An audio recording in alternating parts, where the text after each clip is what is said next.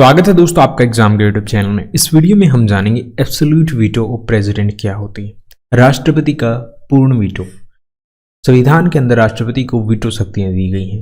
3 प्रकार की वीटो शक्तियां दी गई हैं, उनमें से एक होती है पूर्ण वीटो या एब्सोल्यूट वीटो।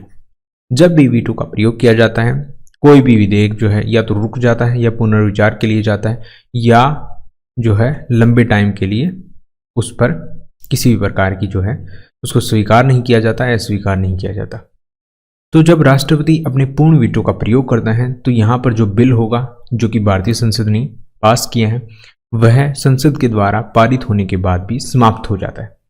भारत के अंदर जो भी कानून बनते हैं उनको देश की संसद बनाती है। संसद के अंदर लोकसभा राज्यसभा दोनों आते हैं। तो ये किसी बिल को पास करते हैं, उसके बाद ये बिल राष्ट्रपति प्रेसिडेंट के पास जाता है।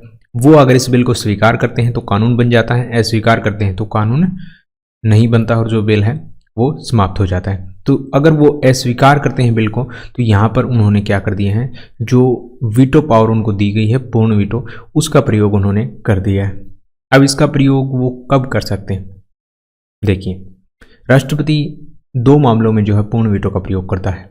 जैसे यहाँ पर अगर बिल प्राइवेट मेंबर बिल है, यानी कि जो लोकसभा है उसके अंदर किसी भी एक जो निर्दलीय उम्मीदवार होता है या जो अपोजिशन की पार्टी होती है उसमें से किसी व्यक्ति ने वो बिल पेश किया है तो वो क्या कहलाता है, वो प्राइवेट मेंबर बिल कहलाता है। तो ऐसी स्थिति में क्या कर सकता है, जो राष्ट्रपति हैं वो उस बिल को पास होने से रोकने के लिए वीटो का प्रयोग कर सकता है। अब ये क्यों करेगा? देखिए, जो प्राइवेट मेंबर बिल होता है ये मंत्री को छोड़कर पेश किया जाता है। हमें पता है देश में जो गवर्नमेंट होती है उसका कोई भी बिल जब आता है तो वहाँ पर जो उस विभाग का जो मंत्री होगा वो उस प्रस्ताव को लेकर आएगा और फिर उसको जो है पास किया जाएगा और फिर राष्ट्रपति के पास भेजा जाता है।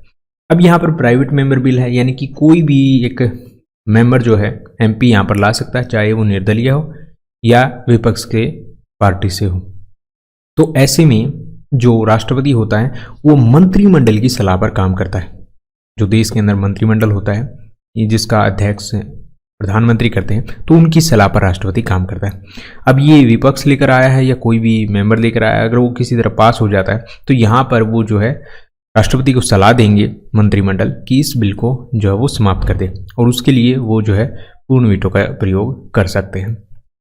इसके अलावा राष्ट्रपति विधेयक को अपनी सहमति देने से पहले यदि कैबिनेट ने इस्तीफा दे दिया, जो देश में मंत्रिमंडल है अगर वो जो है अपना इस्तीफा दे देता है किसी भी कारणवश से, अब संसद के उन्होंने बिल पास करवा लिया था, उसको जो है राष्ट्रपति के पास भेजा गया था, लेकिन वो साइन करते इससे पहले कैबिनेट ने इस्तीफा दे दिया।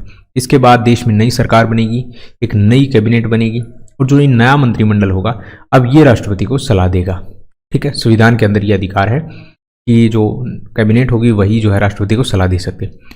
तो यहाँ पर जो नई कैबिनेट होगी, नई सरकार होगी, ये चाहेगी कि जो पुराना बिल है वो पास ना हो और जो है वो पास तो हो गया है वो जो है कानून ना बने। तो इसके लिए वो क्या करेंगे, राष्ट्रपति को सलाह देंगे कि इसके ऊपर साइन ना करे, और इसका मतलब होगा इसके ऊपर जो है वो वीटो का प्रयोग करे। और इस केस में भी जो है राष्ट्रपति पूर्ण वीटो का प्रयोग कर सकता है।